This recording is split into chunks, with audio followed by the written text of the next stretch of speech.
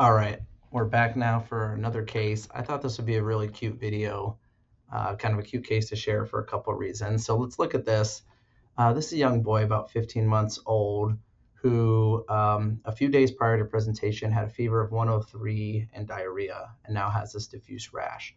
So what do you see here? Broadly, when we see a rash like this, where you have these pink inflammatory macules and some papules that are scattered kind of in a non-discrete array, we call it morbilliform, which means measles-like. So this is a morbilliform eruption.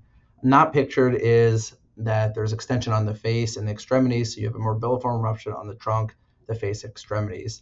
And if you're faced with a morbilliform eruption in any age group, but especially like in adulthood, the differential is not extremely broad. So you think about a drug, if it's a low risk morbilliform eruption, which we characterize as morbilliform eruptions not going onto the neck, the face, the hands, or the feet, it's usually a low risk. We categorize as low risk due to a drug, commonly beta lactams, NSAIDs, et cetera. You really don't need to do much supportive care and it goes away.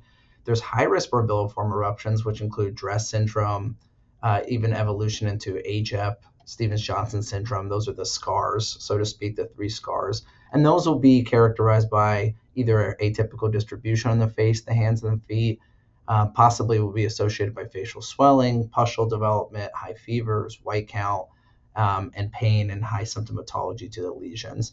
And then finally, the last category that we'll see is a viral exanthem. So someone will have a virus 1 to 2 weeks beforehand, their body will develop an inflammatory response, and then they'll erroneously just get a morbilliform eruption. And that's a really common finding that is seen in kids, but also in adults. So really you're between low risk morbilliform drug eruption, high risk, which is a scar, and viral exanthem. You also can see morbilliform eruption in graft versus host disease in a compatible patient population.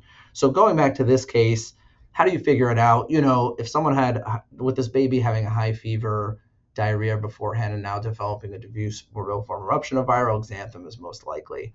There's some other clues too that can help you. So seasonality, usually viral exanthem are going to be a little bit more common when you have like a flare of viruses in the environment. So that's usually winter or early summer. Usually they lack symptomatology, meaning that if you have a drug-induced morbilliform eruption, that's going to be more commonly pruritic, whereas a viral exanthem is going to be asymptomatic. Overall, looking at the clinical picture of the child, if they look very well, especially if the fever is broken, things like that, it's most likely that you're dealing with a viral exanthem, and you don't really need to do any type of serologic workup.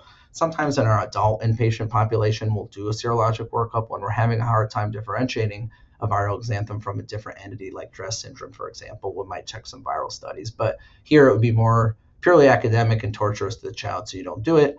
And in this case, the baby resolved in a couple of days. And I know that because this is actually my son, who's 15 months old. And so I thought it would be kind of cool to snap a Kodachrome and present a case of it. But he did very well and recovered from a skin standpoint and symptomatology standpoint. So this is approach to a morbilliform eruption in a baby, but overall can be the principles that we discussed can be applied to an adult. So I hope you enjoy the video.